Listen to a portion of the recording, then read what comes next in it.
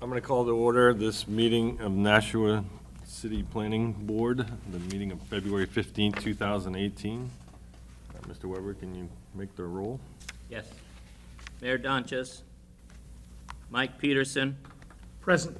Scott Leclaire, Here. Adam Varley, Ed Weber, here. Alderman David Tenzin. Here. Tenza. Alderwoman Mary Ann Malizzi Gola.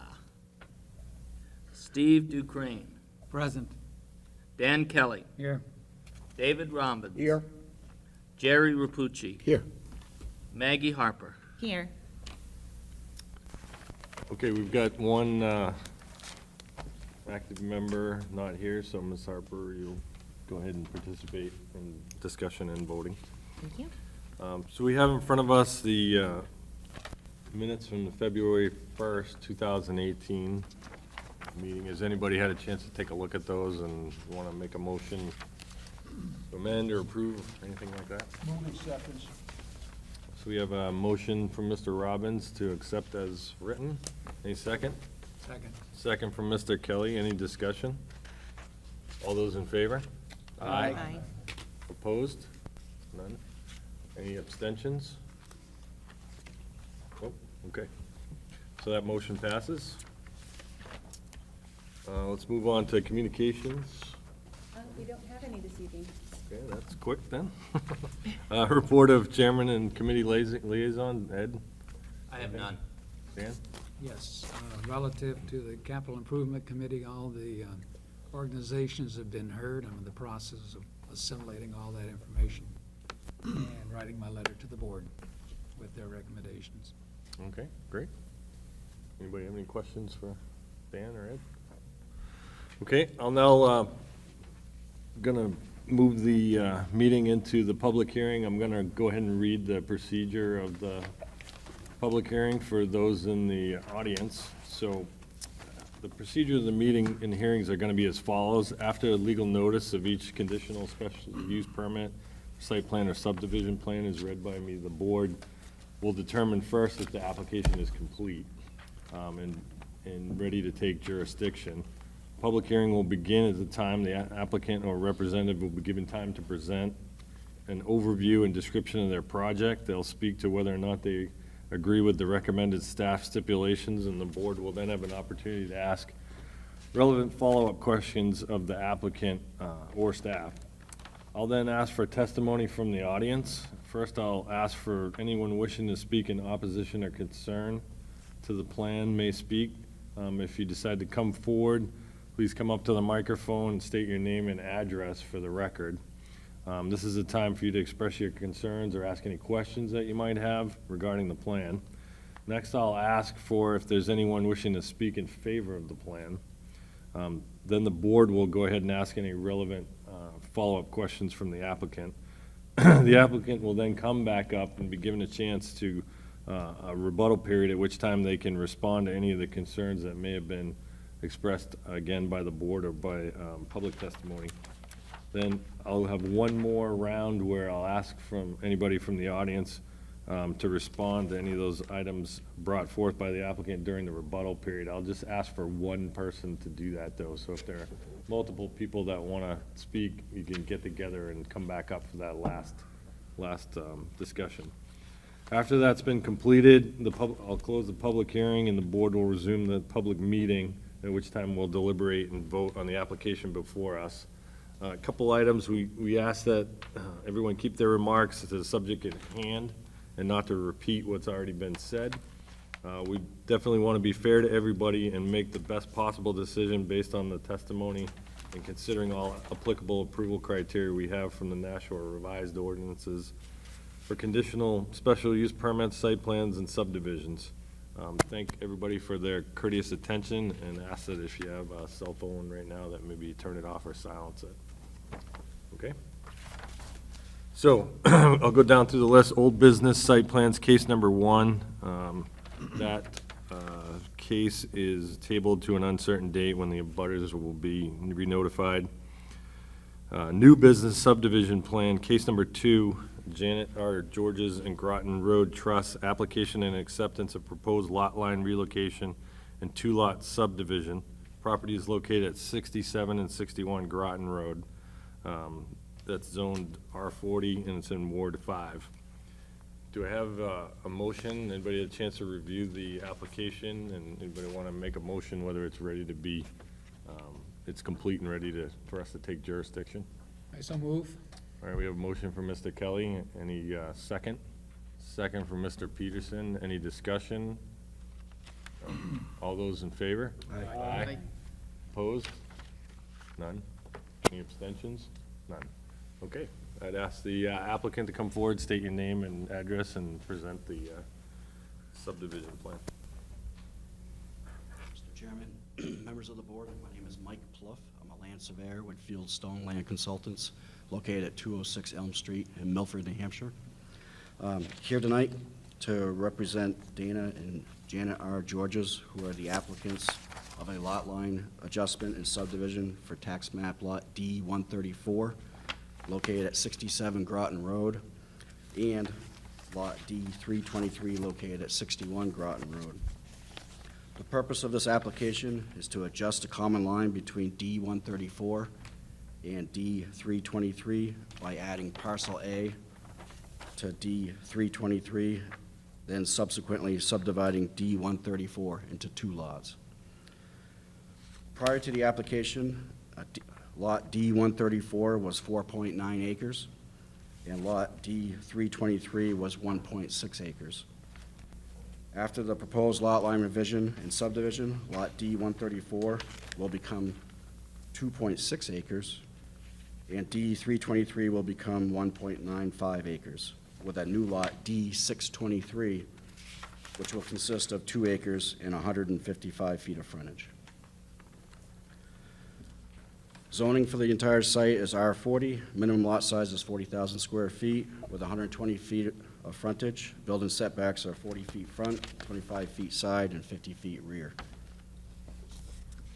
We are also showing a proposed access and utility easement benefiting lot D-323 and a proposed recreational easement benefiting lot D-134 for the existing pool. We have 2 waivers that we're requesting. The first waiver is from section 190-282B9.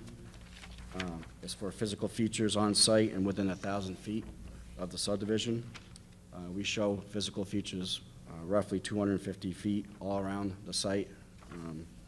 1,000 feet probably wouldn't add a whole lot to the clarity of the plan. The second waiver is from section 190-212D2, which is a waiver for sidewalk construction with an in lieu contribution. We're asking the board for 290 feet at $50 a foot for $14,500, as opposed to the 535 feet of existing frontage, which would be $26,750. Mainly the reason for this, it was outlined in the waiver letter. The lot is kind of an anomaly. It's a large lot compared to all the surrounding lots. It has a lot of frontage. We're only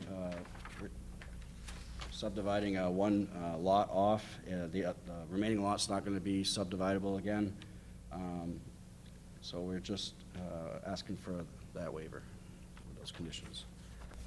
Let's entertain any questions that you might Can you have. talk a little bit about just because I know people are going to have questions about the easements? Sure. There's 2 of them, I think, on the plan, right? Well, the original 2 lots are family-owned. One's owned by a trustee, the other one is owned by Janet R. Georges. There's a pool that's kind of right off the edge of the existing, or the former lot line. Yeah. So, what we Point did to it. was, Yeah, just grab the mic, thanks. is we revised the old lot line used to be right here, right straight down through.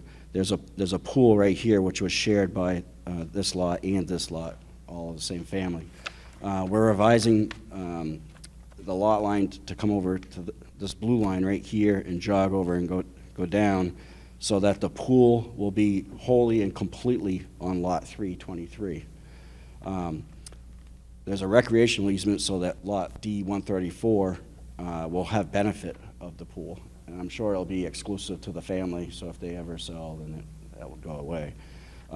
The other easement is an access and utility easement, which both lots use this already, but this is just a way of cleaning up I guess, an existing problem, so that this lot has access for travel and for utilities.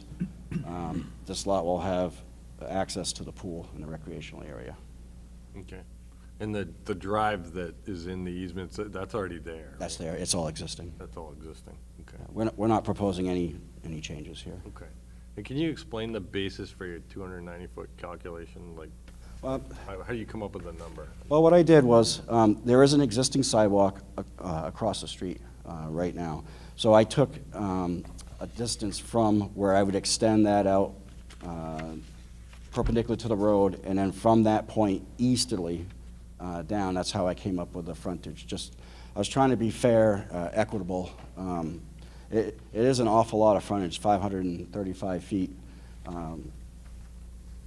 So I guess just in lieu of, being that there already is a sidewalk here, we would only have to, if you were going to construct it, I guess, go from here to here. Okay, and that, if you were to construct a sidewalk, it would only need to be 290 feet to meet the guidelines of Correct. our ordinances? Right. Provided that the people would walk across from this sidewalk and go down. Okay. Right. There's no other sidewalks within 250 feet on our side of the road. There's no sidewalks down on this subdivision here. The other construction aspect would be there's a beautiful stone wall that runs all along the frontage here. I think it'd be really tough to try and construct a sidewalk and not disturb that wall, because it's kind of super elevated. It's about 3 feet higher than the road in this area right here. Right. Okay. Questions for the applicant? Mr. Kelly? On that sidewalk, it seems like you're making pedestrians to cross the street twice if you want to be on a sidewalk. Well, I think the sidewalk should be on this side of the road, but we don't have any control of this property over here.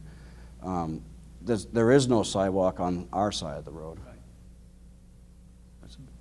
But back to my question, if a person wants to walk to cross the street twice, or just go a little ways, cross the street, walk on your sidewalk, then what?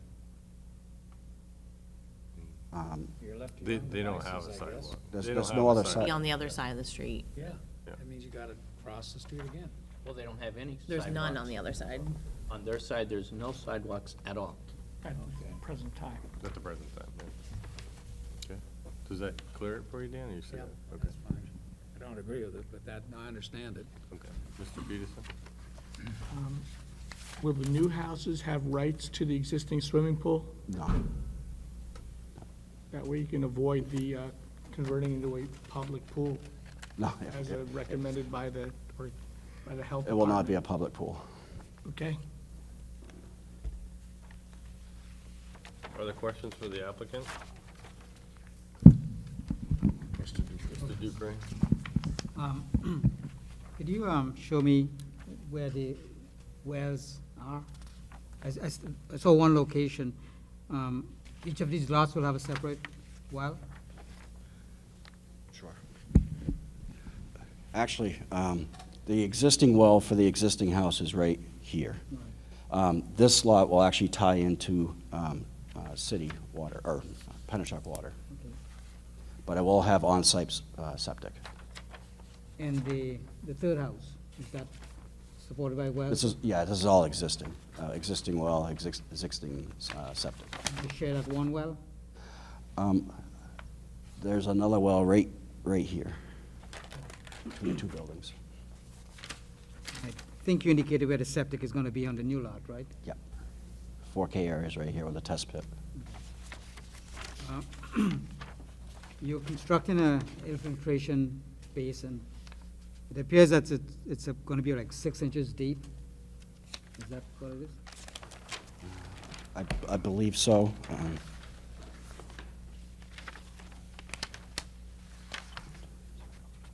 Bottom elevation is 122.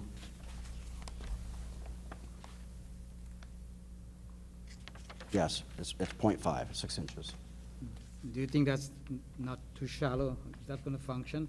I mean, 6 inches gonna just fill up with debris.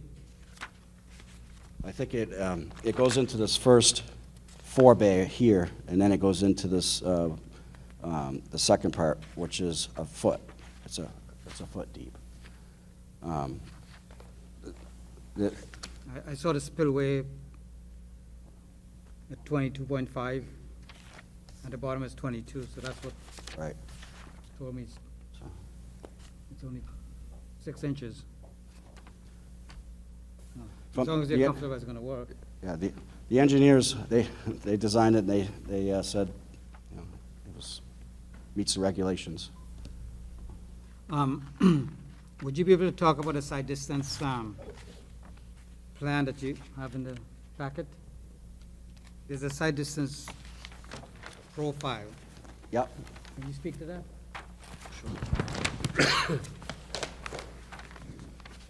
Well, originally, there's a sign right here for 35 miles an hour, and I think it was 250 feet in either direction, but the city engineer requested, being that cars usually travel at a 40 miles an hour, to increase the sight line to 305 feet. So we were able to do that at this location right here. Right, so horizontally, you can meet that. There might be some clearing that, of the- Small brush, maybe right along the edge right here. but Going south or east is fine. But vertically, there's a significant hump in the road, Yep, and I was looking at the drawing. It talks about 3.5 feet, which is the driver's height, and then 3.5 feet at your driveway. Are those the standards? that's the regulations. Okay, because I only saw this today, so I didn't look into it further. I thought that the object height was supposed to be like 2 feet. Not to know, it's actually 3.75, 3 feet 9 inches. That's what- And there's also provision for night driving, because your lights are at, say, bumper height, which is even lower, so I don't even know if this meets night driving standard, but, I'll leave it up to you, but that's my question. I hope I can get a full explanation on that. I know that the engineers addressed the sight distance per the regulations, but that's pretty much all I can speak to. Mr. Chair, I'd like to add a stipulation that further evaluation of a site distance be done, because the engineer isn't here. Right. At least so I get a level of comfort that the vertical side distance has been reviewed. We have done other plans in the past, and driveways have ended up being blind driveways to some. Yeah. And you end up having to put a sign, that kind of thing. I mean, it was reviewed and stamped by our engineers, and it was also reviewed by the city engineer as well. Yeah, well, we actually have someone we've contracted with to do some reviews. And I know he sent it in and he said that he's okay with it, but I'm not sure if he looked at it as closely as I'm looking at it tonight.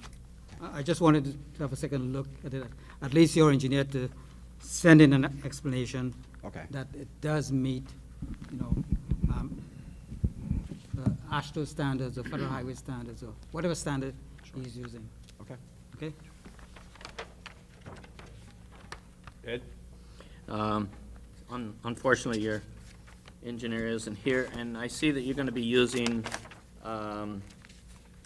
erosion blankets as your engineer, he's stamped on it. But one of the problems that we do have coming through is after he stamps on it, then your contractor comes in and builds it, but he doesn't always build it per spec. And usually, I ask for your engineer, after it's completed, to sign off that it is completed correctly as per his drawings. Will he be doing that? I can certainly ask him, but I'm sure that he will, if that's a stipulation in the, I would stipulate that, because sometimes everything that he engineers, he stamps it, then the contractor, and then the owners come in, and it's not always just what, and they have to deal with it. The owners, the new owners, whoever buys the property, they have to deal with it. So that's my concern, and this is a lot of engineering stuff that's being done. So even though he stamped on it, this is what I want, this is what the city provides, we need him to come in after it's done and then sign off that it was done correctly as per my drawings, Just like a my let- specifications. like a letter of compliance. So- Yes, yes.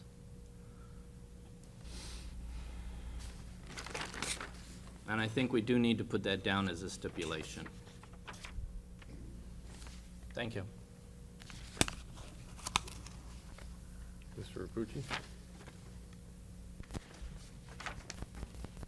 I'm just gonna look at the picture and refer to the lots as the left one, the center one, and the right one, just because it's easier, okay? So if I understood you right, the left lot is gonna have public water. Correct. Where does that come from? Where on the street does that come?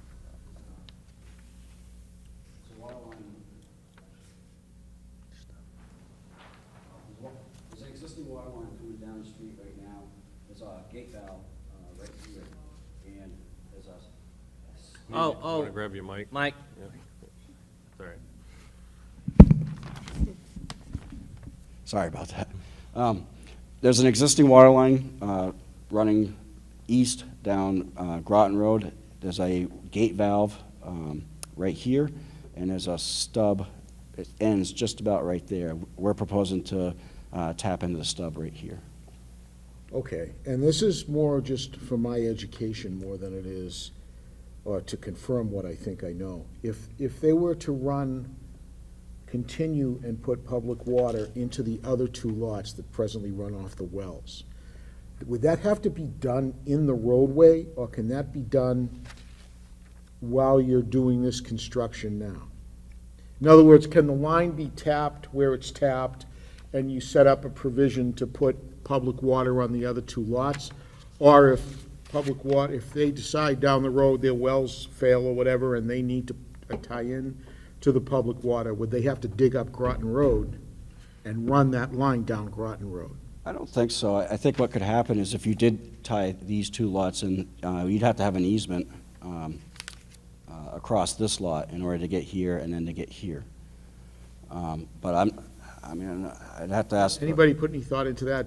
Nobody's concerned with it? No, I mean, these have both been on existing wells since Okay. they were constructed. And this is a 1800 series house. They just continue with what they've been doing. Okay. And as far as the pool goes, did you say that there's an easement so that the person who owns the middle lot can use the pool? Correct. Why is that? This is pretty much family ownership. Being that this is in a trust right now, but it's still the same family that own both lots. So the easement would be exclusive to the family. So if the family decided to sell one lot or the other lot, then the recreation easement would go away, and it would just be on this lot right here. Okay. Thank you. So, just a point of clarification on the pool, will it be like a public pool for recreational use or just private for those two houses? Private for these two houses, this family. The third house will not have rights to it? No, it will not. Okay, thank you. Any other questions? Did you describe utilities to the new lot? Are those underground on the electric side, or being proposed for underground? Sure.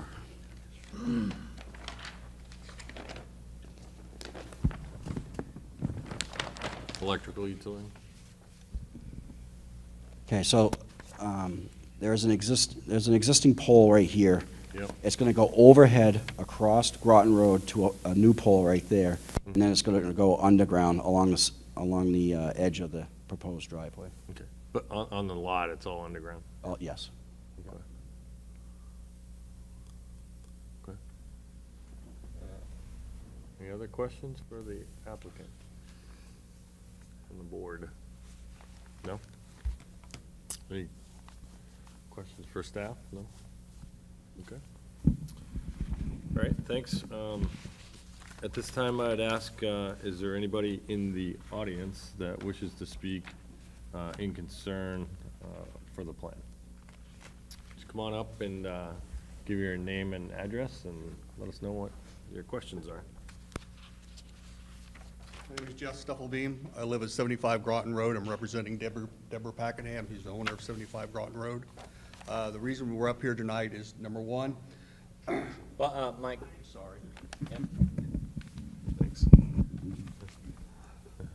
The Georges here, they've been clearing some land over in here to get prepared for this, but they've been throwing all the debris over on my side, on her side of the property, and we want that stopped in case anybody is ever gonna build here. We don't want these trees being thrown on her property. The fence is clearly marked. It's right here. It's a chain link fence, and I've got pictures. I've got trail cams over here too that I put up in case they ever do it again, so I can find out who's doing it. Somebody with a tractor with a little end loader. I've seen him once. I tried to catch him, but this gate over here is always locked. You can't really get in there to see him. The second thing is that our driveway is right here, and we have, this is a blind driveway here. And if you put anything in here that's going to interfere with our driveway, we have a hard enough time getting out of our driveway as it is now because of the blind driveway. We've asked the town to put a mirror over here so we can see both sides as we pull out, because we really can't see going to our left until we start pulling out, and then we can see because of this hill here. And so, and he's right, the traffic sign does say 35 mile an hour, but people aren't even going by that. They go 40, 45, because every year we get our mailbox taken out by somebody speeding, hitting ice, and you know, takes it out. So that's our biggest concern is number one, the driveway, and number two, when they start clearing stuff in here for this buildable lot over here, we don't want stuff being thrown back over here on our property anymore. Okay. Okay? And that's our biggest concerns. As far as the adjustments, that's fine. It doesn't impact us whatsoever. It's just the, you know, where the blind driveway is right here, and it's where it starts, and that's where it looks like they're gonna put that road in, is right there. Okay? Can you just clarify for me, so your concern with the driveway is the construction will make your vision worse? Or- Well, if somebody's let's say that they have the driveway right here, and let's say they're waiting on a bus or something, they have a car there. Okay. We can't, and they pull out a little bit, we can't see this road up here until it's too late, because these people driving here, they go more than 35 mile an hour. When you start pulling out from our driveway right here, it's, right here actually, you know, we don't have much time. This is not a very large space. And this goes down to a hill. So you can't, you know, somebody coming up here, they can't see the driveway until they get right about here. Then they see it, even though there's a sign that says blind driveway back in here, but it's still pretty hard to see. But you think from the end of your driveway, you'd be able to see the end of the proposed new driveway? Most likely, yes. Because you can see the vinyl fence that's up in here. Sure. You can see that, Okay, yes. all right. Mr. Lapucci? How about the telephone pole? Is that gonna cause you any trouble? The telephone pole that we have back in here is fine because it's set off the The one road. they're This one gonna over here, add. I don't know where they're gonna put it. This is the first time I saw this map here. I had another one, but it didn't have all this detail. So, and I'm not sure on here where the telephone pole is. We can ask the applicant now. Yeah. Okay. But if it's set back in here, that shouldn't be a problem because there's a bunch of trees right in here. But if it's set up on the road here, then that could be a problem. We'll ask them to speak on it, yeah. Mr. Peterson? In your opinion, if a mirror was put up on the road, would that benefit both driveways or only yours? Only ours, because this is too far of a distance. This one here, if you had a driveway right here, you could see down the hill, you could see this away with no problem. So they don't have the same problem that you have? No. No, we do because of this, the way this lot is right here. Okay. Thanks. Anything else? Any other questions, Mr. Robin? If I may, thank you. Yep. I'm not sure I understood correctly. Are you alleging that brush has been put across the road onto your property? Not across the road, across this chain link fence onto our property, yes. So, gotcha, okay. On the fence, On our side of the fence. Over Yeah. the fence. And there's a couple, I got pictures, but there's a couple of places that they do it, and they're pretty, pretty high brush. You can tell that where they've been cut, there's not, been just brush thrown around, where it fell off a tree or something. This brush has been cut with a saw and stuff. They stacked it up and threw it over here. There's also some pallets of rope and stuff like that we never had. okay, Okay. thank you. Thanks. Any other questions for? Okay.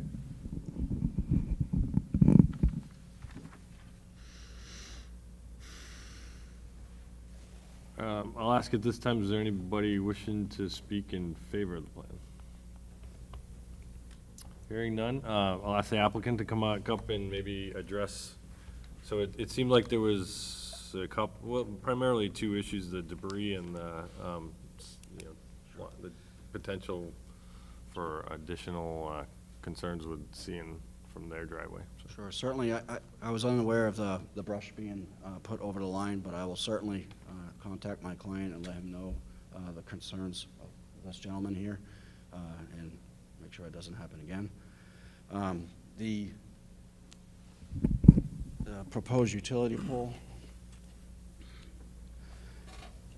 is right here, but it's back far enough away so that when you pull up with a car, you're gonna be in front of it. Well, it's the other driveway that the question would be, would the pole obstruct their view on Groton Road? Not the one that you're building, but the one that the gentleman who just spoke uses. Right. I mean, just by looking at this, if I drew a straight line from his driveway straight to that pole, it's gonna go through the brush line, so I don't think that the pole is gonna be an issue. The existing brush line is gonna be the issue. I'm not so sure that he'd be able to see this new pole. Do you put the pole where you want it, or does the utility decide where it's gonna go? We propose it on the plan, but I think the utility company They're gonna comes out. come in and say, and it's sites here it. or there, yeah. do you think it would be less likely, even if there was additional brush cutting on the other site, if the pole was on the, I'm gonna call it the plan right side of the driveway? Would that make it better or worse?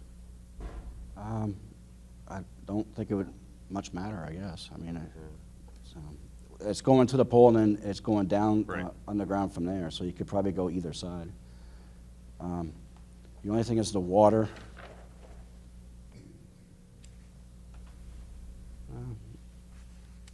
From what I see on the plan, I don't think it really would matter. But I have a hard time seeing how a pole here would obscure the view from this driveway. But you could check that anyway. We can. Yeah. Let me add some clarification on that. Yeah. A utility pole, 200 feet away, is normally not an issue with side distance. If it's just a few feet away Right. from a car, then it's in your view. It's not wide enough. to Yeah, block it's not the big car, enough yeah. to be an issue. Any other questions for the applicant while we have him up here? From the board? I have a question. Sure. Just for my own education. Locating a house like this, 200 feet of driveway, what's the purpose of that? Instead of utilizing like the center of the lot?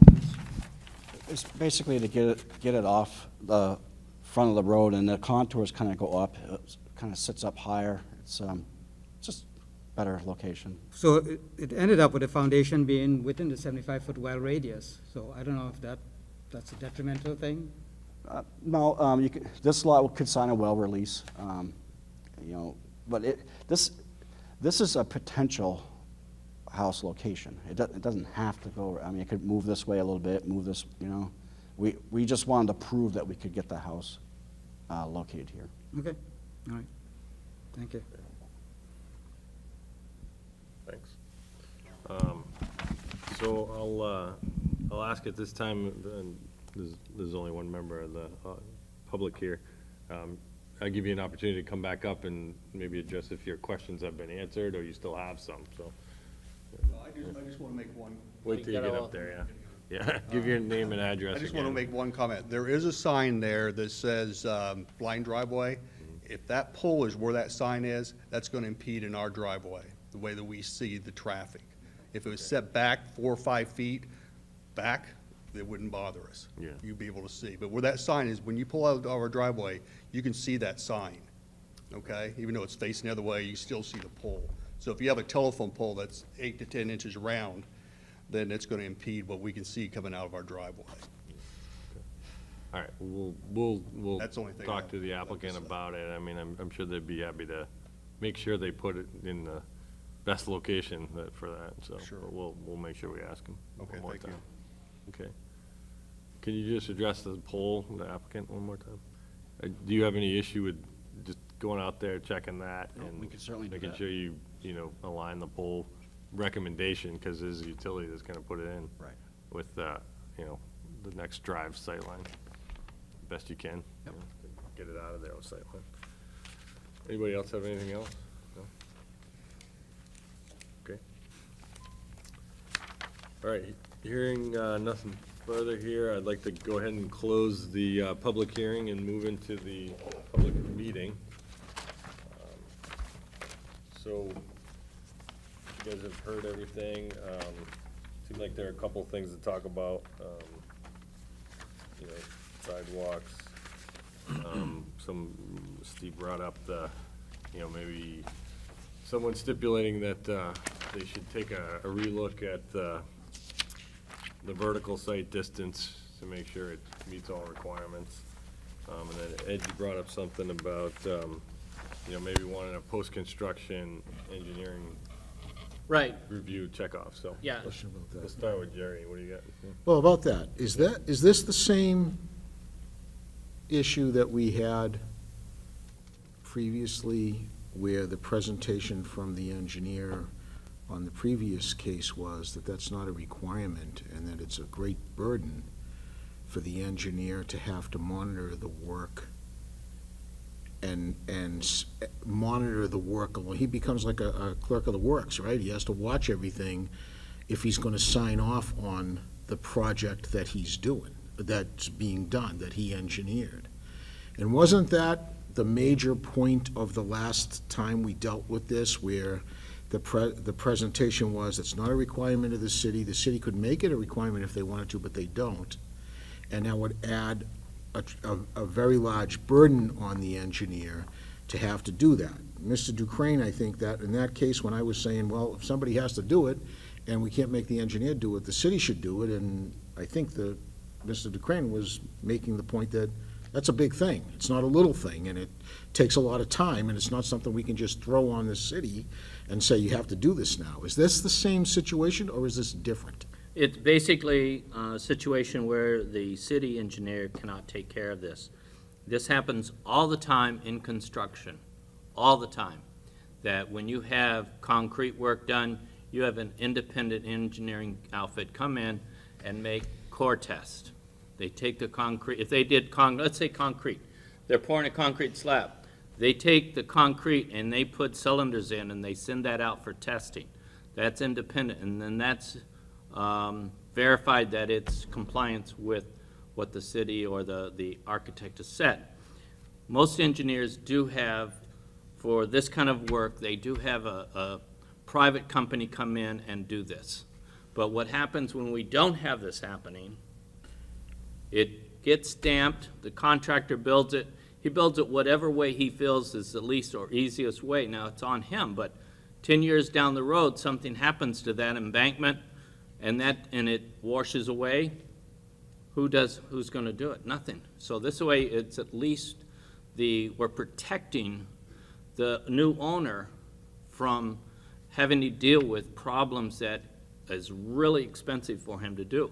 And it's not that big of a deal as far as an engineer. Engineers are gonna say, no, I don't want to do it, but they need to do road work. They need to have an independent testing do this. Okay, so I just want, when you say they need to, are they required to by the way our rules and laws are set up?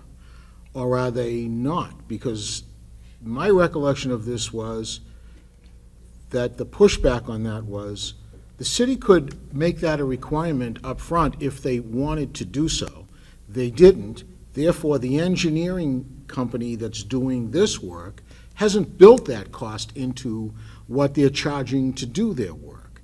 And now this becomes an additional burden that isn't laid out by the rules and the laws that govern the way Nashua does this. You see what I'm saying? Yeah. Okay, so that's very specifically my question. I'm not questioning the need for it. I'm not questioning that it's a valuable thing. What I'm saying is, are we running into the same problem that we ran into the last time, where the engineering company is going to turn around and go, hey, if you wanted me to do this, you should have told me, you should have made that a rule ahead of time so that I could have built that into my cost. Are you talking about the road? No, I'm talking about reviewing Reviewing the as engineer, constructed, yeah. the engineer doing being responsible. If I understand Ed's proposed amendment, it would mean that once these engineering plans are signed off, and the engineer signs them off, and the city accepts them, then the builder goes and builds the project. Right. Who's gonna watch the builder to make sure he does it the right way? The previous engineer's argument was, I didn't build that into the cost of what I'm doing. If you want me to do that, you should tell me ahead of time, and then I can charge for that. But it's not fair for you to turn around and tell me to do it after the fact. It's an expense that I didn't bill for, and I didn't plan for. That's the gist of it. Okay, the contractor who he's going to send out and have the bids come in for, he can stipulate in that his letter that the builder have their engineer or the contractor who's doing the landscaping and doing all of this, that they have it stamped as they're compliant with. As long as their engineer, not the owner's engineer, not the architect's engineer, but that the landscaping engineer can have a contractor contract out an engineer to do this. And they do a lot of that in construction, that they put in a stamped compliance with Yeah, what I the mean- architect did. Now, we've had that many times in road work, private roads, and we've said to the contractor, I mean, the applicant to come in, that we're requiring on private roads that they do stamp off after the road is built, that it's in compliance with Nashua public roads and their laws. Yeah. Ordinances. One thing you gotta keep in mind here, though, folks, is, I mean, this is a subdivision plan. I mean, that could be built 10 years from now. I mean, right now, we're making a lot line. We're Yeah, not- that's We're not right. building a house and a. Right. I mean, it may be, I think the applicant, would like to do that, but they don't have to build that. And, I mean, this is a subdivision plan. This is Right, not so when he like a brings in a site plan, we can put this stipulation There in. won't as be long a as he site knows plan. it. you won't This is see a- residential, Oh, so residential. there's no site plan. Yeah. So, I mean, it's a little complicated to put requirements on a builder that it could be 10 years from now. I mean, Well, the thing is, he knows about what we're looking for, and we're actually trying to protect the new owner. That's what my purpose. yeah, I get what you're saying. I think the only legitimate or sort of administratively, the only way you can do that, though, is sort of buy it at the front, and- Yeah. But That's that's, what I'm saying. We're Unless- buying it now. We're asking for it to be done now. well, what are you gonna look at? What do you mean? What do you want them to look at? They're not gonna build the swale and all that right now. As long as I mean, it's in the, that's- as long as it's stipulated, now when they go and they do the property 5 years from now, 10 years from now, Yeah. they're gonna make sure that they have a compliance letter sent to the engineering department and the planning department Yeah. on completion. That's all. Mr. Chair, if you don't mind, I'd like to hear what Linda has to say about this. Well, I think we did have a discussion at the planning board meeting. What Mr. Rapucci was talking about was with Mr. Petropoulos, and it had to do with the city engineer inspecting private roads. Right. And third-party inspections. But typically, this is a residential, one-lot. you know, they're going to build it eventually. They're gonna submit a certified plot plan. We're gonna go out and do an inspection. I mean, that's typically how we do this. I know that, I think it was on Fairview because of the slopes. That was a little different because of the great slopes that the engineer of record was gonna come back and certify that when it's all done, but typically we don't do this.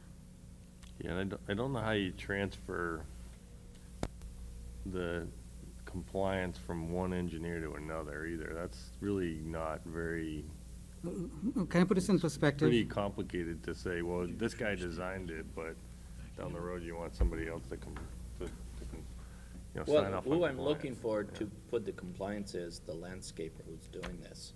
Right. That's who you want to, actually, the builder has a landscaper come in and he does all the landscaping and everything, he puts all this stuff in. And he may see the plans here, but he might say, oh, I know how I can do that, I can do this another way. And then the owner, or the new owner comes in and he's like, oh, this is not working, why? Well, because the landscaper didn't do his due justice on his landscaping. He just said, I can do it this way instead of that way, and the contractor says, okay. And yeah, it works for a while, but then there's no compliance.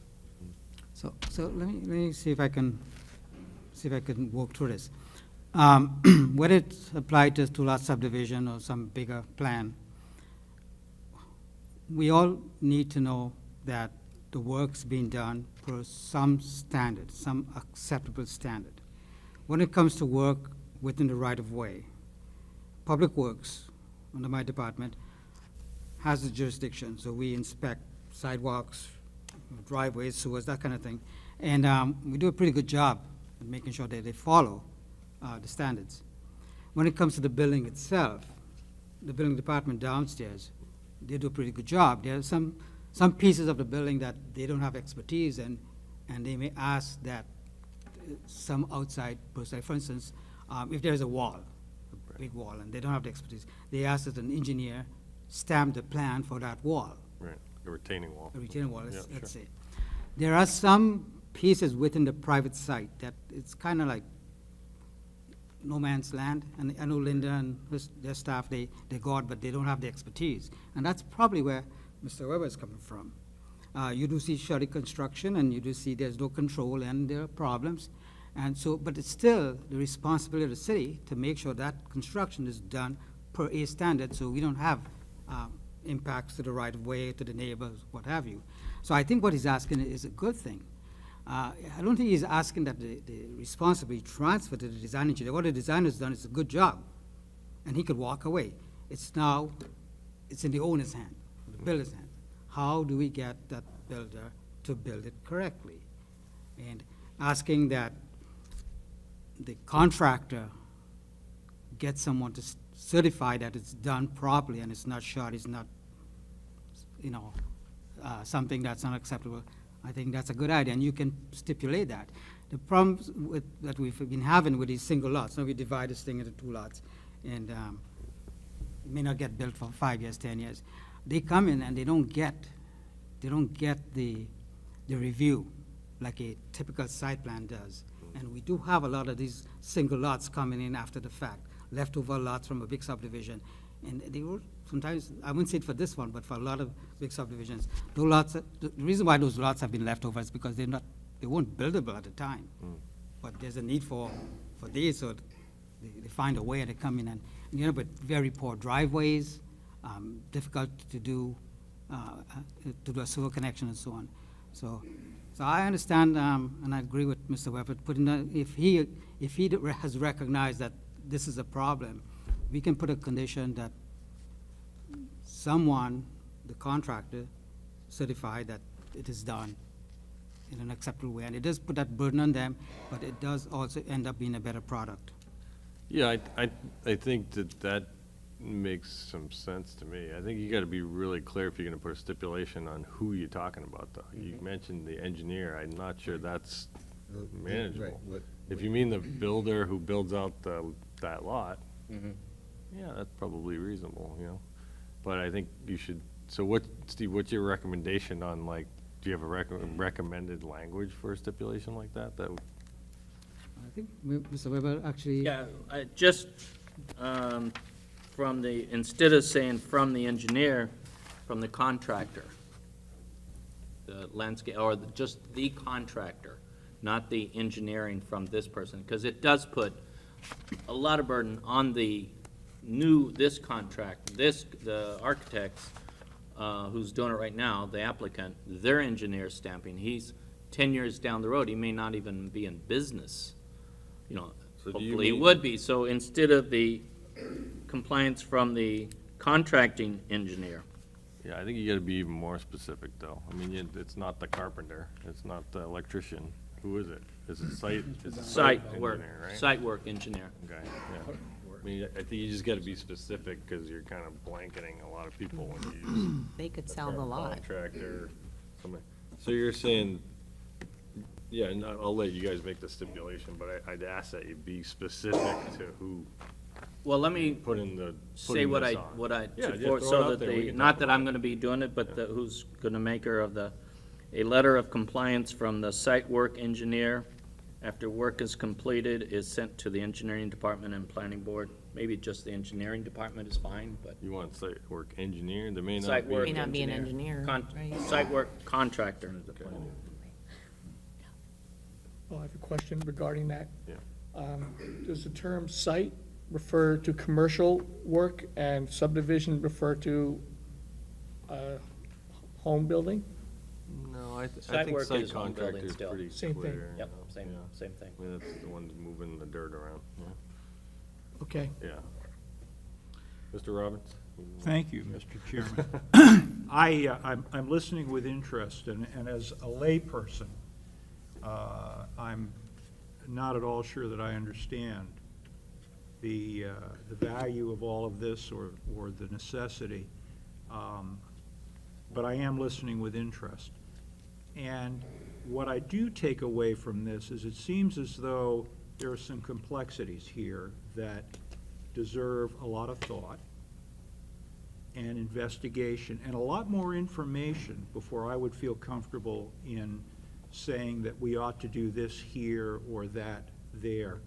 It also seems as though the issue may be one that's more properly legislative than it is the purview of this board. It sounds as though somebody has made a decision that we don't need to do this, or else perhaps we don't need to do this. In other words, there was an opportunity to have this kind of criteria in the legislation that we have that governs our actions now.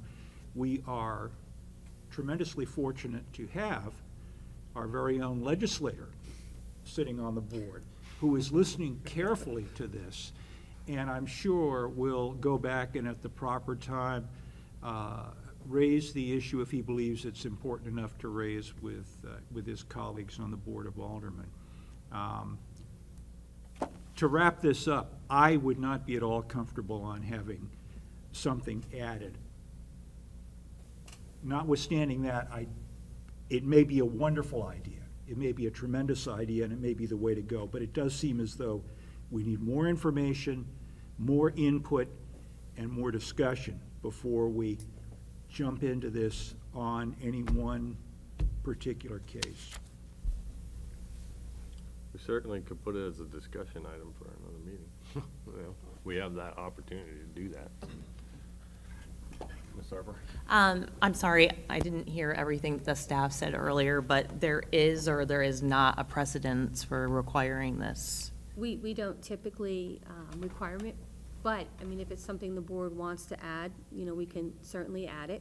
The only thing I would ask is if you do decide to make this a stipulation, if you could have it as prior to the issuance of a CO, and also have it sent to planning department and engineering department if you decide to go that way.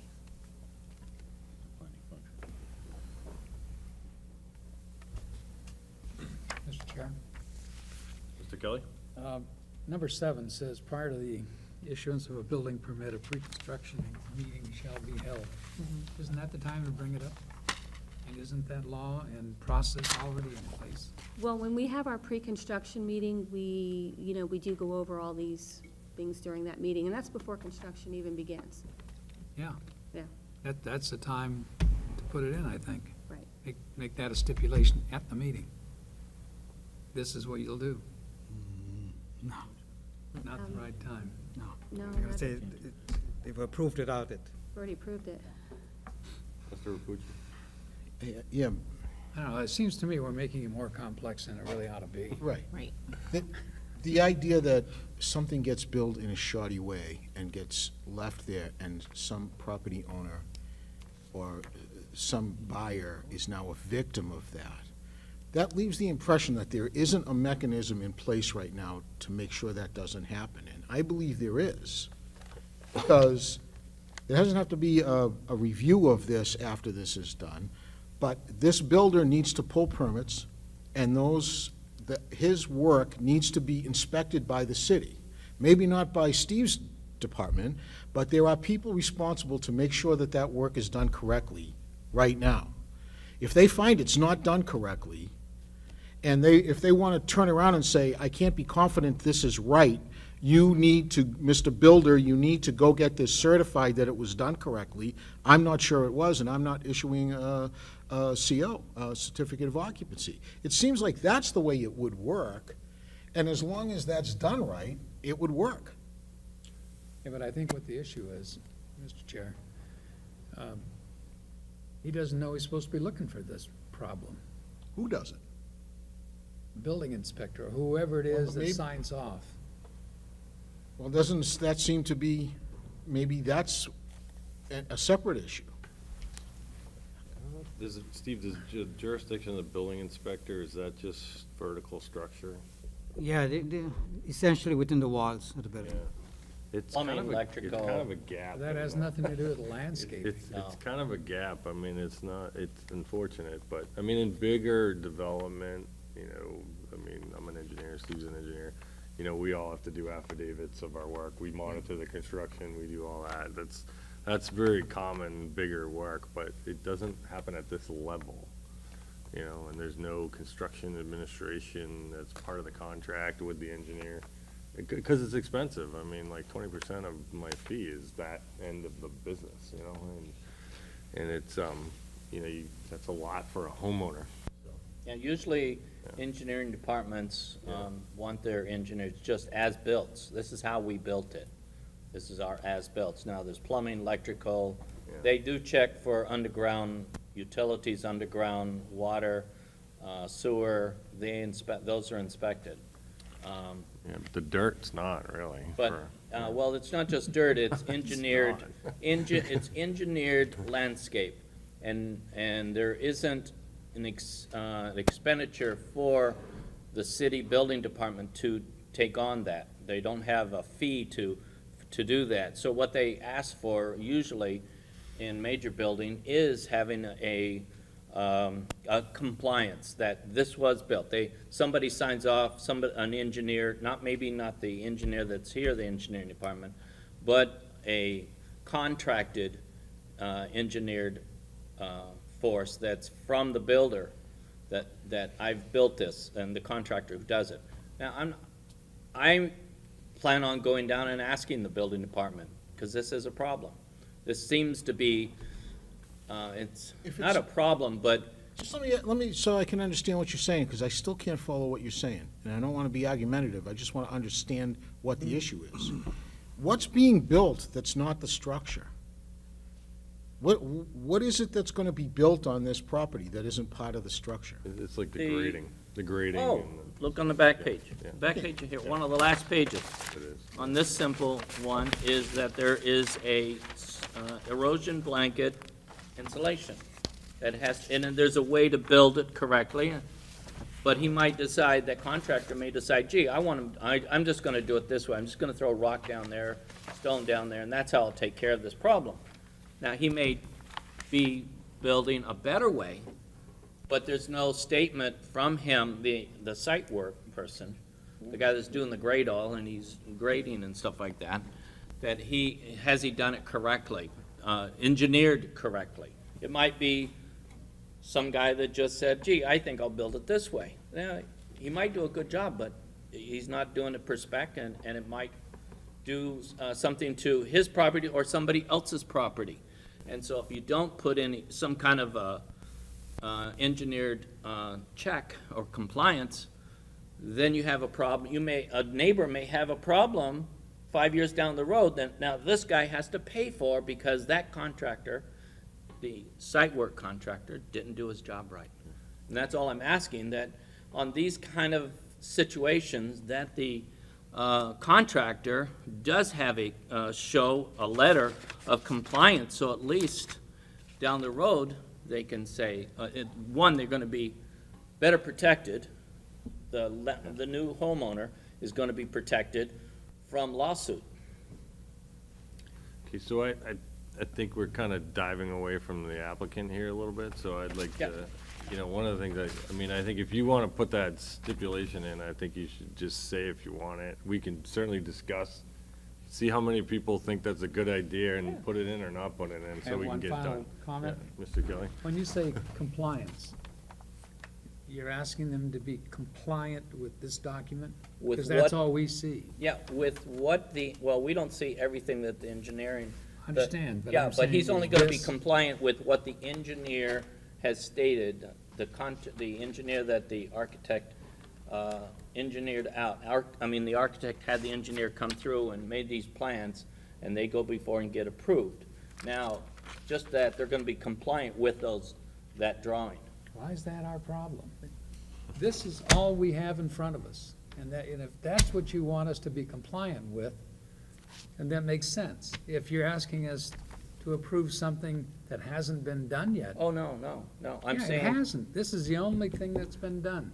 Right, but when it comes time for the engineer the site work guy to come in, the contractor to come in, they don't have to be compliant. They could do. With what?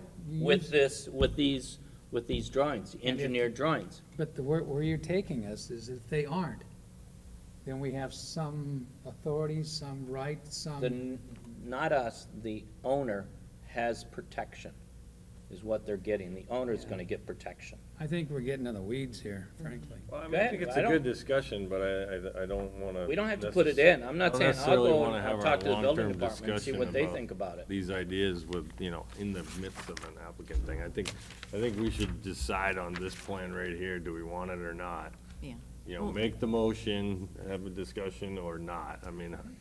People can talk. It sounds like there's a few people that want it and a few people that don't. Well, this could change depending on what ends up being built, Sure, correct? Yeah, that's my Yeah. point. And Yeah. Only thing we can vote on is what we see. We can't predict in the future that something is gonna be right or wrong. How do we know? All right, someone want to make a motion? Well, there were other things. Mr. Robbins? Well, I'm not going to make a motion. I'm going to ask, there are some other issues here. Okay, fire away. One of them is the in lieu of contribution, and I wonder if I could ask staff, as I look at the staff report, in the third paragraph from the bottom, just to start this, it says Lot D 124. Should that be D 134? On the front of the staff report. Oh, yeah, I'm sorry. Okay, I'm always not sure whether I'm reading things correctly. And the second thing is the sentence in that same paragraph, past precedent has been to make a contribution in lieu of sidewalk construction for the entire property frontage. In other words, we have a history of doing that, and that's what we've done consistently. Typically, you would request a lieu and contribution for the entire frontage. However, this is a little unique because there is a small sidewalk on the other side of the street, which the applicant has asked to be taken off or taken into consideration. So this is unusual. Typically, it's the entire frontage, but there is a small sidewalk on the other side of the street. Unfortunately, it doesn't go across the entire frontage of the street. All right, and if I may follow up, is there anything in the regulations about sidewalk construction or in lieu of contributions that speaks to the rationale for the in lieu of contribution? Well, I looked through the ordinance today, to see if there was anything that would, give a little more clarity to it. It's gonna be at the planning board's discretion. If you want the whole contribution, then you're gonna have to ask the applicant whether or not they're willing to do it. Or you're gonna have to have them construct the sidewalk, or if you're willing to take the $14,500. So it's at your discretion. Okay, so in other words, there's nothing in the ordinance which says, for example, that we do this, we know we're not going to build sidewalks right now, we know we're not necessarily going to build sidewalks here, but this is a contribution for the greater good of the city, and will be used for construction purposes or something like Yeah, you'll that. go into a sidewalk fund for that quadrant, But it does go into the sidewalk fund? yes. Okay, thank you. But Peterson? it's not earmarked for that property. It's a sidewalk fund, period. Right, We use as we see fit, the city does, yeah. yeah. Mr. Peterson? A point of clarification on the staff report. Under product description, like the fourth line, it refers to lot 232. I think that should be lot 323. Like versus product or project description, like the It's a fourth line down. lot three, Should be 323 instead of 232. Right. right. Somebody was typing too fast with their fingers. Or it was late at night. Mr. Weber? In lieu of all discussion here, I think might be a really good idea to not stipulate this at this time, what I was talking about this time, but have someone from the building department and engineering department and come in for a discussion time and address that situation. Yeah, you can propose that for. For a discussion. Discussion in another meeting. Yeah, at another time, but I Sure, think, yeah. because there's a lot of it's muddy right Sure. now. I think it's real muddy here. Some people, yeah, that's a great idea. Some people, no, I don't want to. Let's get it cleared by the building department and the engineering department on what they would recommend. Okay. Anybody else have any, Mr. Robbins brought up the sidewalk contribution, any other can talk on that? Mr. Rakucci? Well, I'm just, my general attitude towards sidewalk contribution is I think it's an improper thing for us to do. You think what, I'm sorry? I think that it is an improper thing for us to do. I think that if you tell somebody that you either make this contribution to the sidewalk fund or you don't get your project approved, it's not a contribution, it's a fee. And so I would look at any project and say, if that project, if we determine that building those lots, that there should be a sidewalk put in front of those 3 lots, then we should require the person building to put the sidewalk in. And if they're building in a place where no sidewalk is required, I think that it is improper for the city to require them to pay money into another fund that's not directly related to their project. So I'm opposed to having any sidewalk fee on a project that doesn't require sidewalks itself. There's a Supreme Court decision in the Florida Supreme Court that speaks very well to this. They call it extortive, and they banned it in Florida. And I'll dig out that case and bring it here, but I just think if this builder if we need sidewalks in front of this place, let's make them put it in. If they don't, I don't think it's right to make somebody pay for sidewalks somewhere else in the city when their project doesn't require them. That's my What take makes on it. this case unique is there's a sidewalk across the street. Yeah. You're absolutely correct Yeah. if there's no sidewalks in the area. That's not the case here.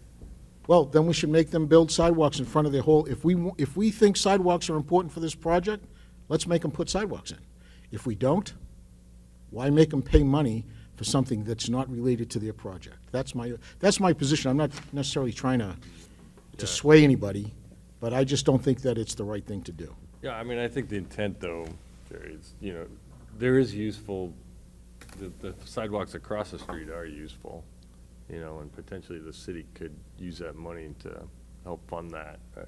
It doesn't, to me, make sense to put them on the planned north side. That doesn't make any sense. I agree. I'm not saying we should. Yeah.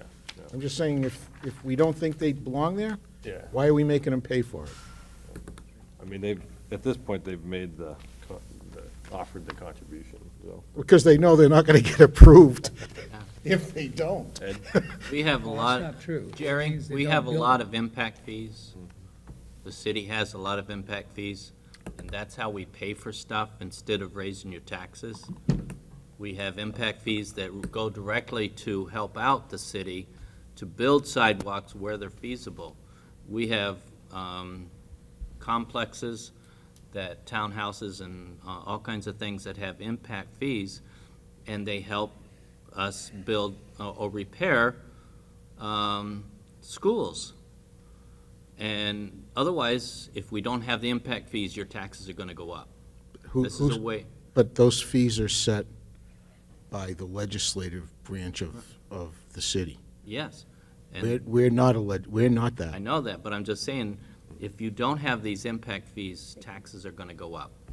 And Folks, cost. I really think we should stick to talking Exactly, about but I'm this just saying, I'm telling them why the application and impact not fees are kinda there. get into political So, discussions about just- other things. yeah, during- I agree. Well, I'm on this. Yeah. My comments are specific to this application. If we're not making them build sidewalks, Yeah. we shouldn't make them pay money for sidewalks they don't have to build. Okay. I got that.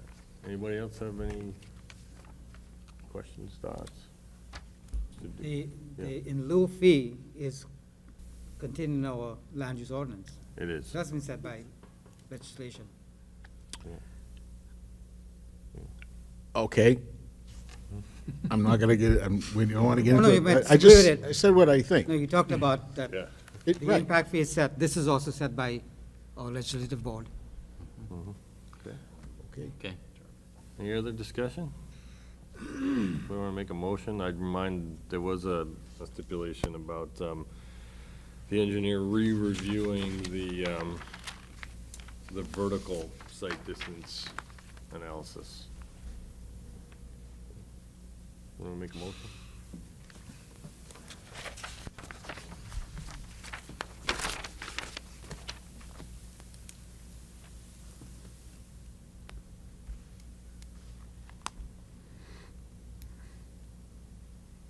Thoughts? Oh, somebody isn't making the motion yet? Not yet. The chairman will have to do it. I prefer to hear from the board. I don't feel comfortable doing this one, so. What's the vertical, what are you talking about, the vertical?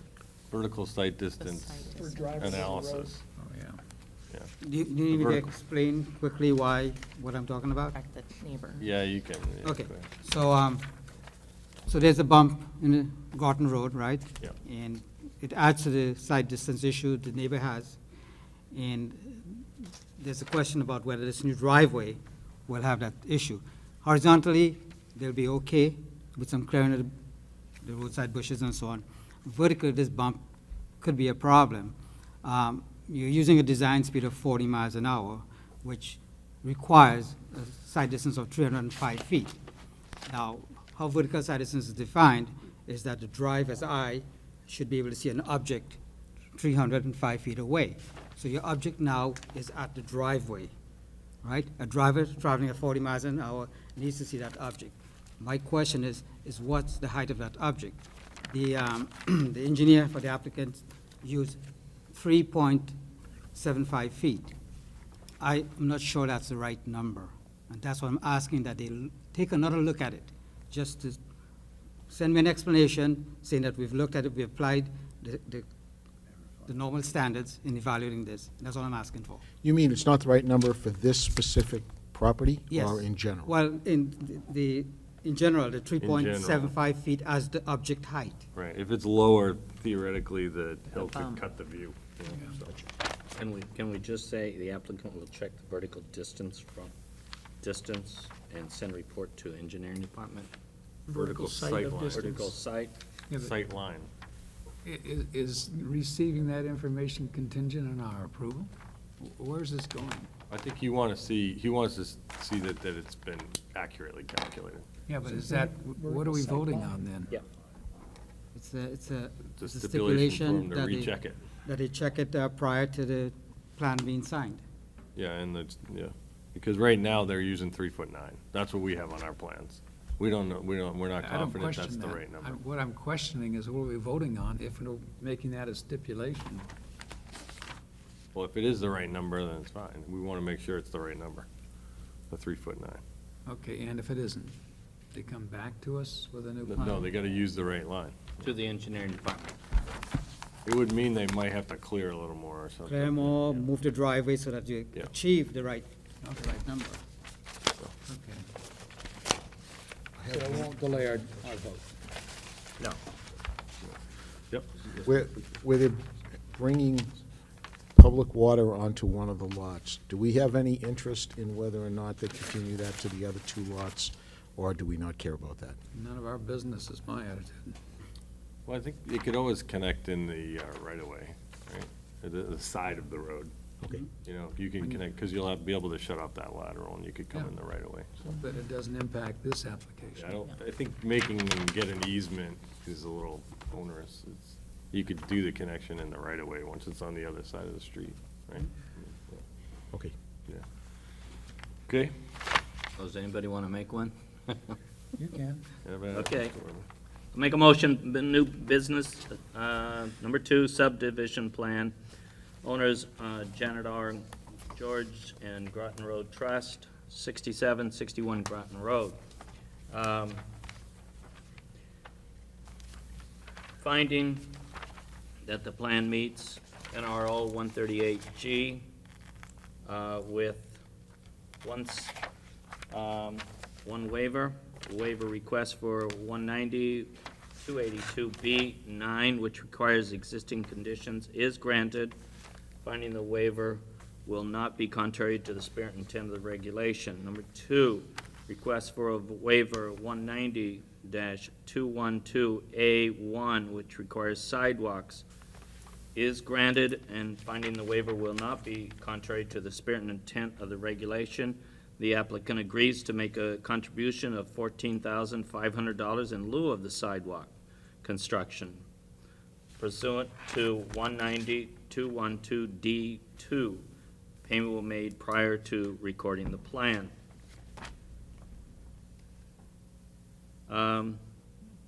3 through 8 as shown, as written, and 9, the applicant will check the vertical sight line and send the report to the engineering department prior to the plan signing.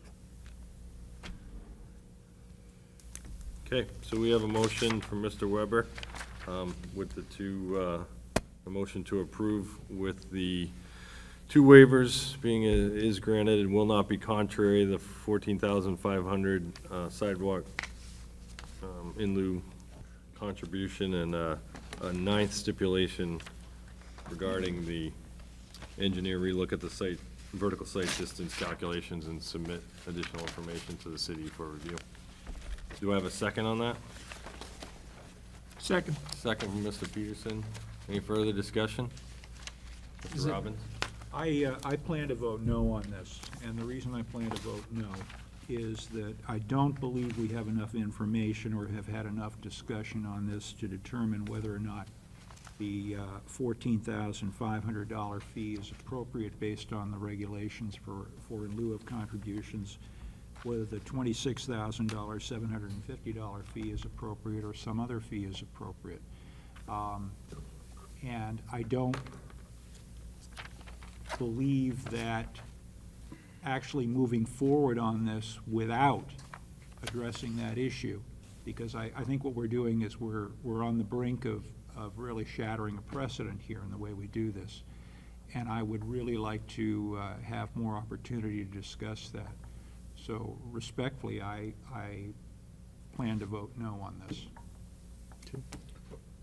Further discussion? Mr. Rapucci? What is it that you feel, I mean, if you want to discuss it, why don't we discuss it right now? Well, I don't, if I may, I'm not sure that unless the applicant is here and, or his representative believes that he can agree to something, the applicant has said, I'll agree to $14,500. if we attempt to put 26,750 in here,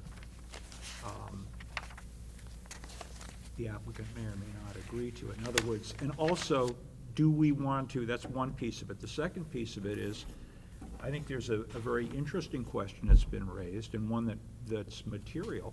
If there is a sidewalk on the other side, do we, in assessing this fee, do we look only at the specific footprint, the specific project we're looking at, or is the assessment of the fee for a greater good or a more overriding good?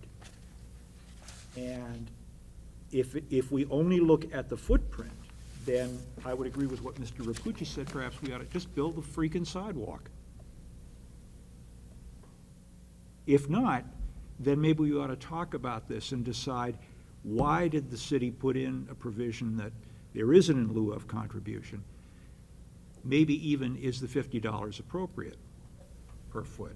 So I think there's a lot of stuff here that, and Yeah, I mean, This- I don't disagree with you, Mr. Robbins, I just don't know that this applicant's situation is really that much different, and, you know, if the sidewalk was on the opposite side of the street, they would only owe, let's do 90. We wouldn't make them pay for a sidewalk that's already there. The functionality of the sidewalk where it is now is just the same as if it were in the opposite. It's actually better on the side that it's on, because that's where there's more neighborhoods and stuff.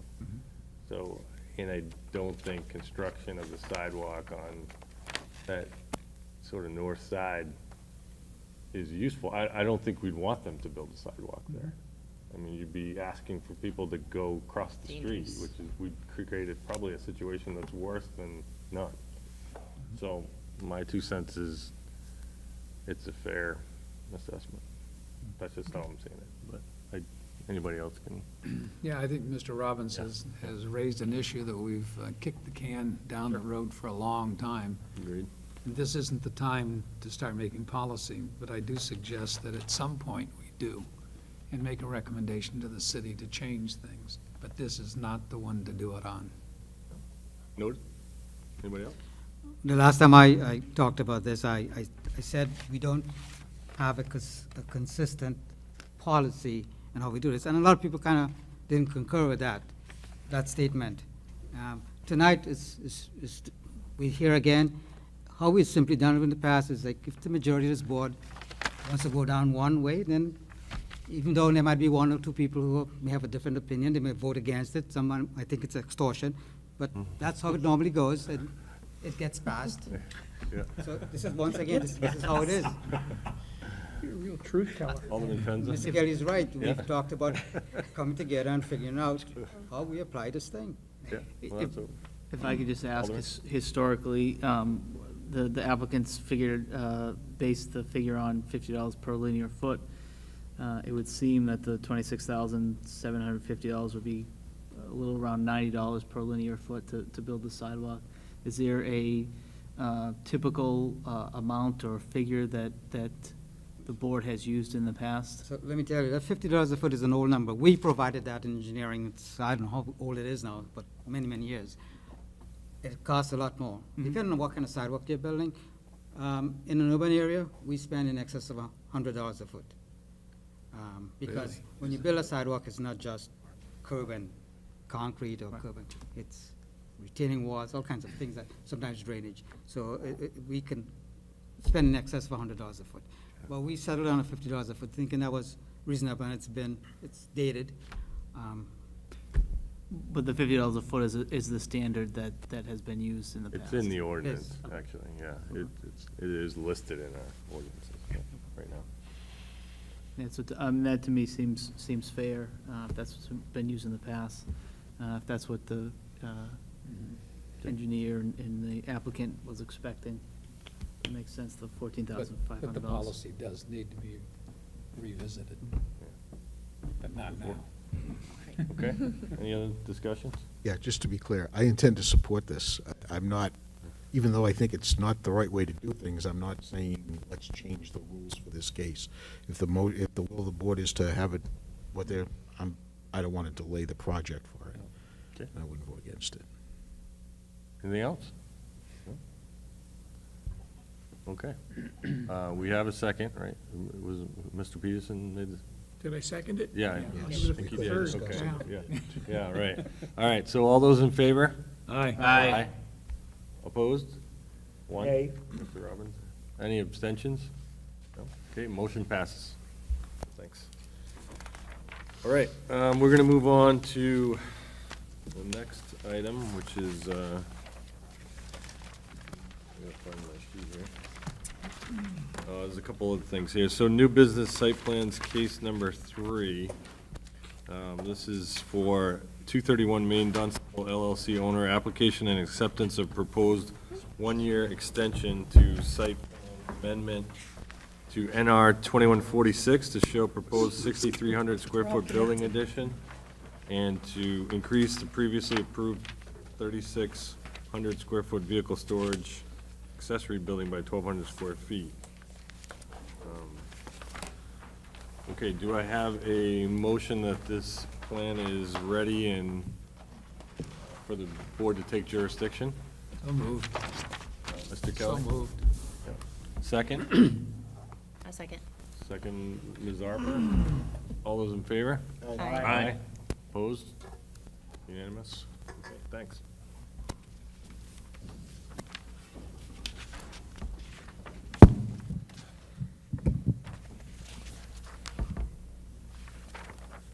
Good evening, Mr. Chairman, members of the board. For the record, my name is Steve Auger. I'm a project manager with Hayner Swanson, and our office is located at 3 Congress Street here in Nashua. I'm here tonight on behalf of Mr. Jeff Lynch, the owner and operator of Lynch's Landscaping and Lynch's Excavation. As you can see on the plans I put up on the board, their main headquarters is 231 Main Dunstable. That is the site we're dealing with. It's 2.95 acres in size and zoned PI Park Industrial. A year ago, we appeared before you folks and obtained a site plan approval for a 6,300 square foot building addition, which is if you look in the plan on the right, the 2 areas I've highlighted in yellow, the building addition is the one on the right. And we also upped the size of an accessory structure from 3,600 square feet to 4,800 square feet, and that is the one on the lower left there. We're simply seeking a 1-year extension of that approval tonight. As mentioned in the staff report, there are no proposed changes to the plan. What you see in terms of the design on the plan before you is what we presented last year. There's no construction that has begun on the site yet associated with this project. The reason for the extension request is simply, as I stated, Mr. Lynch operates 2 companies. He's an extremely busy man. And unfortunately for him, the height of his busy seasons, once you get into spring and people start thinking about landscaping and he gets into a lot of construction projects, well, that's also the time he needs to be building this. And in 2017, he basically just ran out of time to get to this. In speaking with him, he's coordinating his internal building plans with his architect now. It's his aim to, once the 2018 spring construction season arrives, it's his aim to begin work on this. So that's his goal for this year, and he would like to hit it. So like I said, we would need a 1-year extension to do that. That's what we're requesting tonight. Like I said, nothing's changed on the plan from what we presented before you last year. If anyone has any questions, I'll be glad to answer them. Mr. Rapucci? When was this originally, when does the clock start ticking on? It was approved February 16th, 2017, so 1 year ago tomorrow. And didn't the new statute allow for 2 years? Didn't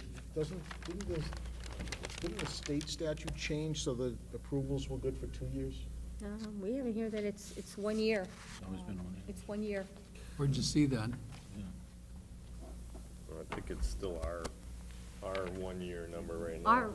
Our ordinance is 1 I year. think the city of Nashua had a 1 year, but last year, the actual state statute, the 630-something statute, changed the authorization of the approval time to 2 years. I thought, I might be wrong. At any rate, it was this year, and you want an extension for 1 year. Did you get zoning relief for this too, or was it just? No, we didn't need it. It's all It's an compliant? allowed use in the zone. It's, I think the use is something like contractor's yard or something like that, which is allowed in an industrial zone. Okay, so there was no zoning Nope. requirement? Okay. Thank you. Any other questions for the applicant? Question, Mr. Auger. Okay. Do you know if your applicant has removed the encroachment on the state's property, like was discussed the last time? Yep, he did. He actually, he cleaned all that up and removed it before, in the lead time from when we were preparing the submittal up to our meeting last time. He had taken care of all that, so by the time we came before you a year ago last time, he had taken care of that. I think the pavement is still there, though. He might have removed what he was placing there, but I think the pavement is still on the state's property. I honestly, Steve, I'd have to go out and look at it. I will bring that up with him. I didn't know if he had paved on it or not. I mean, I knew that I think there were storage items of his that were over the line, because that's what I had talked to him about, and he assured me those had all been moved. I'm pretty sure the pavement is still there, but you should get rid of it so he he's not tempted to put back stuff on it in the future. Okay. Any That's the other right thing to do. questions for the applicant? No? There is no one in the audience, so I'm not gonna ask. Thanks. So at this time, I'll close the public hearing, move into the public meeting. Pretty straightforward extension. We do have a history of moving, 1-year extensions pretty readily. Any concerns, any discussion points? No? I make a motion, we grant the request and extend it a year. All right, so we have a motion from Mr. Rapucci to approve the extension and the plan for 1 year. There was, if you could just address the stipulations, I think the staff report had, just including all the previous. All prior conditions of approval are incorporated, and tell me what else you want in there. That was it. Okay? So we have that motion. Do we have a second? Second. Second, Mr. Kelly. Any discussion? No? All those in favor? Aye. All those opposed? None? There's abstentions? Motion passes. Thanks a lot. Thank you very much. Okay, so we are down to, we do have new business case number 4, but that's also been postponed at this point to March 29th, 2018. Under other business, case number 1, review of tentative agenda to determine proposals of regional impact. Anybody had a chance to look at the tentative agenda, Mr. Kelly? I did, and there are no problems with projects that will have regional impact. Okay, so we have a motion from Mr. Kelly that there are no proposals of regional impact. Do we have a second? Second? Second, Mr. Robbins. Any discussion? All those in favor? Aye. Opposed? None. Abstentions? None. Okay, motion passes. And that is everything on our agenda. Does anyone have any discussion items they want to bring up at this time? I do. Mr. Kelly? Yeah, I think this issue of the sidewalks needs to be brought forward and a time set aside to discuss and make a recommendation to the Board of Aldermen for Okay, an ordinance review and possible change. all right. I think you can make a motion, and this time that we add it to our next meeting's discussion Sure. section, if you want. I'd like to make a Is motion. that the appropriate way of getting it on the I'm agenda? gonna get it done. Or can you just add it? Well, yeah, I mean, if you're gonna have it as a discussion item, you don't need to make a motion for that. Right. But I think we ought to wait to see too what's on our agenda for the next Okay. meeting before you wanna have that discussion. Or maybe it's something we might wanna do as a workshop.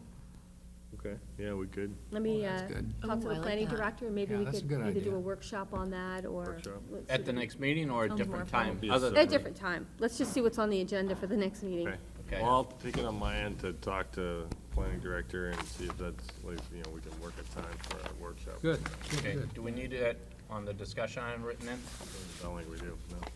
I have a discussion item for the next time, just what we were talking about, and I think this is a great time to have this part of the workshop, is that we have the engineering department and the building department, the main, the